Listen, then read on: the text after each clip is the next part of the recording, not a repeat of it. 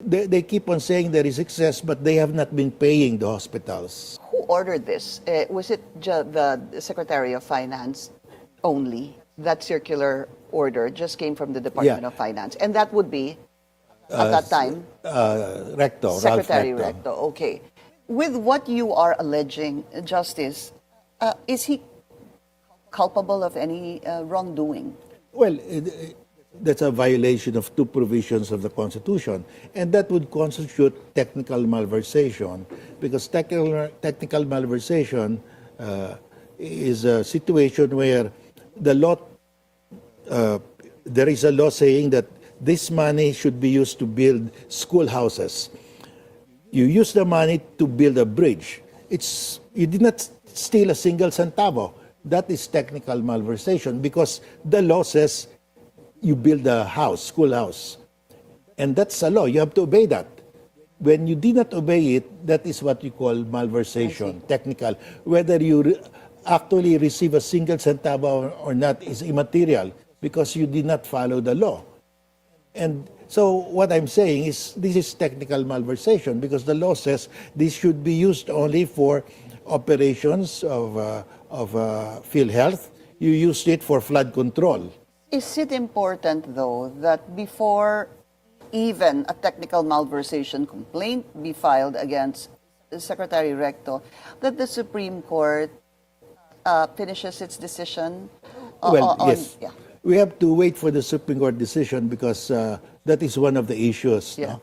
Kasi the issue is, pwede bang mag-transfer ang Yes, gobyerno? yeah. Okay. So if the Supreme Court will say, no, you cannot transfer, then it becomes technical malversation. Anything else? Anything apart from technical malversation that he could be liable? Well, if it's more than 50 million, it becomes plunder. But this is 160 billion, you Yeah, said, or yes, 167 billion. yeah. So also plunder. So it will be plunder, because this is a series, because there were two transfers, and there were also transfers from several tranches from PDIC.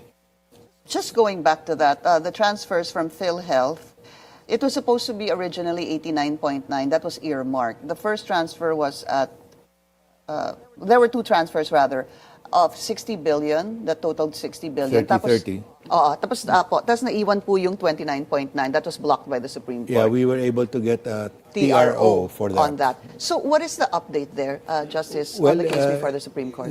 The TRO is still there, so the total that was transferred was only 60 billion. And the President announced September 20, he said that we are returning The 60 billion. the 60 billion from savings of DPWH. That was September 20. 10 days later, September 30, Secretary Recto then said the reimbursement will come from the 2026 General Appropriations Act. Wait a minute, but that's our money. Yeah. That forms part of our... Yes. So remittances. I'm complaining. I said, if it will come from the GAA of 2026, that's taxpayers' money. So here is 60 billion. It was taken and flood control scammers took the money, ran away with the money. We are required to reimburse that. Yeah. Why? Let's pay again next year, 60 billion. Yeah, why will we reimburse it?